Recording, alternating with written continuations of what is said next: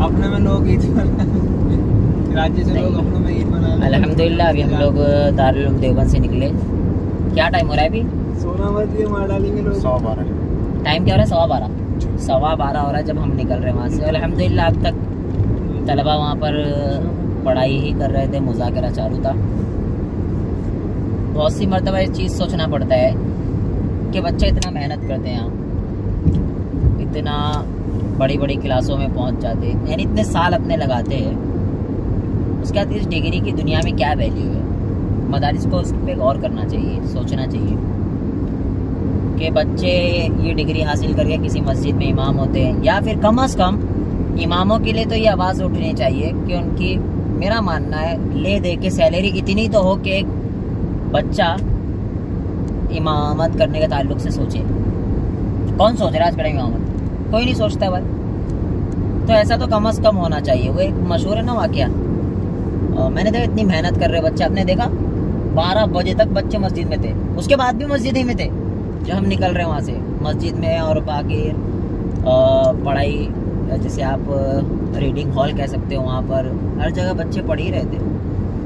तो उसके बाद इनको क्या मिलेगा? आखिरत तो है ही है, लेकिन दुनिया में जीने के लिए भी तो कुछ ना कुछ तो चाहिए बंदे को। तो बहुत बुरी चीज़ है।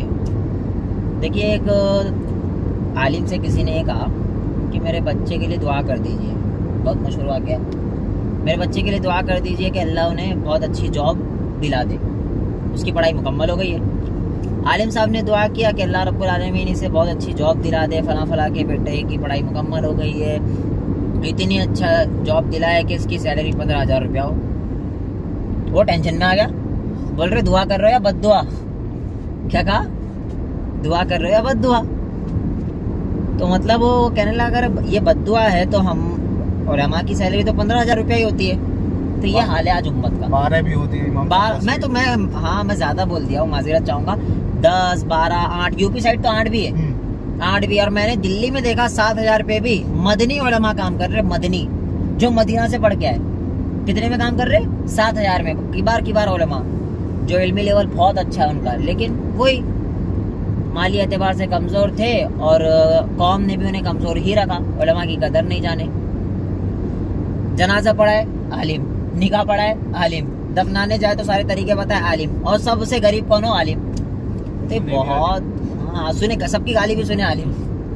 सबसे डेंजर तो चीज़ ये कि सबसे गाली सुनता है वो चपरासी जिसके घर पे, मैं अगर कहूँ ना, एक कुत्ते की औकात नहीं होती उसके घर पे, लेकिन वो मस्जिद में आके दादागिरी चलाता है इमाम के ऊपर। इमाम जो बेचारा सालों लगा के आया है, 12 साल 15 साल आलिमैत के लगा के आया, मुफ्ती बन के आया। अभी दारुल उलूम देवबंद में हमने देखा कितने लोग, अल्लाह अकबर, कितने बड़े बड़े लोग थे। अब यहाँ से फारिग होकर क्या करेंगे? इमामत करेंगे। बहुत बुरा हाल है।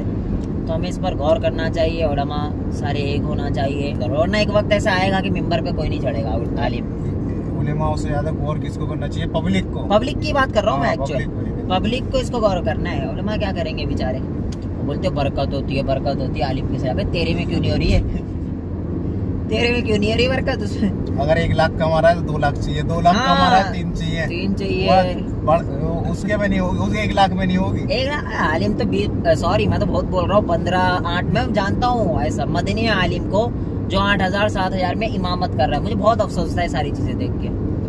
दूसरा एक्सपीरियंस जो हम आपसे शेयर करेंगे दारुल उलूम देवबंद का, अभी हम वहाँ नमाज पढ़ रहे थे मस्जिद में, मस्जिद है रशीद नाम है वो, काफ़ी अच्छी अल्हम्दुलिल्लाह खूबसूरत माशाल्लाह मस्जिद है। वहाँ हम नमाज़ पढ़ रहे थे। एक साहबा है, नमाज़ ख़त्म हुई हमारी, मगरिब की नमाज़ हो गई। साहबा है, अस्सलाम वालेकुम, वालेकुम सलाम व रहमतुल्लाह। वो कहते पहले आप लोगों को किसी से मसले मसाइल जान लेना चाहिए। वाई ये मस्जिद का अहाता है फला यहाँ से यहाँ तक, तो आप जमात नहीं बना सकते, यहाँ पर अलाउड नहीं है। बोला अच्छा, उसी के बाजू में लग कर वो भी मस्जिद ही की जगह थी, क्योंकि एंट्री में अल्लाह मफ्ताह लि अबवाब रहमती आप कहाँ लिखते हो? गेट पे, हाँ, जहाँ से बंदा एंटर होता है। लेकिन उसको मस्जिद नहीं मान रहे, कह रहे यानी उसके बाद जो इतना सहन होता है उसको मस्जिद नहीं मान रहे हो आप, उसके आगे मस्जिद मान रहे हो। बहरहाल कहते मस्जिद में यहाँ नमाज नहीं होती। मेरा एक सवाल है, इसका जवाब आप लोग भी मुझे दीजिए, हो सकता है मेरे भी इल्म में इजाफा हो जाए। एक मुसाफिर शख्स है, अल्लाह के रसूल सल्लल्लाहु अलैहि वसल्लम के ज़माने में तो ये मामूल था, जहाँ जगह मिल गई वहीं अजान देते, नमाज पढ़ लेते। आज हिंदुस्तान में माहौल है, आप बताइए, आप लोग क्या हिंदुस्तान में माहौल है कि बंदा अजान टाइम हो तो यहीं रोड पे साइड में लगा के नमाज पढ़ ले? बिल्कुल नहीं हो सकता ऐसा, बिल्कुल नहीं हो सकता। वो आप ही जानते हो बेहतर। और बहरहाल फिर उसके बाद जब बंदे को रोड पर नमाज पढ़ना अलाउड नहीं है एक एतबार से, स्टेशन पे नमाज पढ़ना अलाउड नहीं, ट्रेनों में बसों में वगैरह जहाँ भी सफ़र कर रहा है, नमाज के प्रॉब्लम है उसे, तो अगर उसे कहीं मस्जिद मिल रही है और वो मस्जिद पहुँचता है, अल्हम्दुलिल्लाह जमात मिल गई तो बहुत अच्छी बात है, लेकिन उसे जमात नहीं मिली है, वो मस्जिद पहुँच गया, अब वो लोग है मुसाफिर है, 7-8 लोग हैं उसके साथ, तो वो क्या करेगा? इसका जवाब दो आप लोग, अगर किसी के पास जवाब हो तो। जाहिर सी बात है, अल्लाह के रसूल की हदीस है, सलातुल जमाअति अफज़लु मिन सलातिल फ़र्ज़ि ब27 दरजा। जमात के साथ नमाज पढ़ना तन्हा नमाज पढ़ने से 27 गुना ज़्यादा सवाब है, तन्हा नमाज पढ़ने से। तो 7 लोग क्या करेंगे? उनकी क्या गलती? वो तो सफ़र में, आपने तो कह दिया चाहे मकरूह तहरीमी, उन्होंने कहा नमाज तो हो गई मकरूह। अच्छा खैर, हम लोगों की एक आदत है, हम बहसों मुबाहिसा को पसंद नहीं करते, कहीं भी आप मुनाजिर बन जाओ, डिबेट करने लग जाओ, इसके हम बिल्कुल खिलाफ है। मुझे पता है अगर हम वहाँ बात करते तो हज़ारों पब्लिक जमा हो जाती, बहुत तलबात है बहुत। तो बहरहाल एक अहले इल्म की ये निशानी होती है कि बहसों मुबाहिसा वो नहीं करता है, वो बचता है इन चीज़ों से। उन्होंने कह दिया मकरूह तहरीमी है। अगर एक अक्लमंद इंसान पूछ ले कि मकरूह तहरीमी कहते किसको है, क्या जवाब दोगे आप? मकरूह तहरीमी आया कहाँ से, क्या जवाब दोगे आप? इंसान अपने से सारी चीज़ें बना लिया, जबकि अल्लाह के रसूल सल्लल्लाहु अलैहि वसल्लम के ज़माने में एक शख्स आया, वो नमाज़ पढ़ रहा था। अल्लाह के रसूल सल्लल्लाहु अलैहि वसल्लम ने सहाबी रसूल से कहा कि आप नमाज़ पढ़ ली? उन्होंने कहा मैं नमाज़ पढ़ लिया हूँ कमा क़ाल। अल्लाह के रसूल ने कहा था इनका साथ दो, जमात बना लो। तो उन्होंने कहा मैं नमाज़ पढ़ लिया हूँ। तो अल्लाह के रसूल सल्लल्लाहु अलैहि वसल्लम ने कहा तो आपने नमाज़ तो पढ़ लिया, आपकी नफिल हो जाएगी और उनकी फ़र्ज़ हो जाएगी।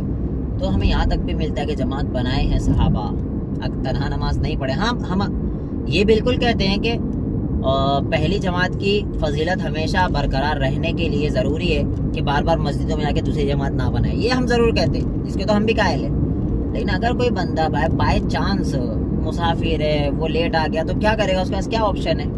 मकरूह तहरीमी में आपने ढकेल दिया। तो यह आज उम्मत का हाल है, पता नहीं मेरे को। और दूसरी बात ये है कि हर कोई मुफ्ती बना हुआ है आज, हर कोई मुफ्ती बना है, हर कोई फतवा दे रहा है। आप लोगों से ये कहूँगा किसी से डिबेट मत किया करो। अगर कोई बंदा कहता है हाँ तो हाँ करके निकल जाओ, डिबेट मत करो, बहुत बुरी चीज़ है। पहले इतने इख्तिलाफात है और आपस में लड़ाई झगड़ा बिल्कुल ना करो आप लोग, इससे बचने की पूरी कोशिश करो। तो ये मामला हुआ, अफसोस हुआ ये मामला देख करके क्या चल रहा है। हाँ दिल भाई कुछ कहना चाह रहे? मैं कहने जा रहा हूँ, जी बोलिए ना। वो ये कह रहे थे कि इस जगह पर नमाज पढ़ी गई है, सब जगह पर, इस जगह पे मत पढ़ो नमाज। उस साइड में जो जगह है ना, साइडों की, इधर साइड और उधर साइड में, उस जगह जाकर के पढ़ सकते हो नमाज। हाँ, वहाँ पे कुछ कुरान पढ़ रहे थे बच्चे और इस वगैरह करते अलग अलग जगह। कहना ये भी था ना, जो साइड है ना वो मस्जिद नहीं है, नहीं सुना आपने? हाँ ये भी उन्होंने कहा था, उन्होंने कहा वो साइड है जो मस्जिद नहीं, जबकि मस्जिद में दाखिल ही है वो। और बहरहाल मस्जिद का एक्चुअल मीनिंग क्या होता है ये भी आप लोग बेहतर जानते हो। हर वो जगह जो खास की गई है जहाँ पर सजदा किया जाता है वो मस्जिद है, जहाँ नमाज पढ़ रहे हो आप। तो ये सारी चीज़ अपने से लोगों ने बना ली। हम ये ज़रूर कहते हैं पहली जमात की फजीलत है, इसको ख़त्म नहीं करो, बार बार आके जमातें ना बनाओ। लेकिन अगर कोई शख्स मुसाफिर है तो उसको बिल्कुल सारों से कहूँगा कि ये इजाज़त होनी चाहिए कि आके अपनी जमात बनाकर नमाज पढ़ ले। और अरब में, सऊदी अरब में तो अल्हम्दुलिल्लाह होता है, बंदा अकेले आके इकामत दे के नमाज पढ़ता है, बाजू में आके उसके दूसरा खड़ा हो जाता है, उसके बाद तीसरा कोई आएगा तो पकड़ के पीछे ले लेता है। ये सारे आदाब है, पता होना चाहिए लोगों को, इल्म की कमी है। तो दारुल उलूम देवबंद इतना बड़ा मदरसा है लेकिन ये चीज़ हमें देखने को मिली, अफसोस हुआ। बहरहाल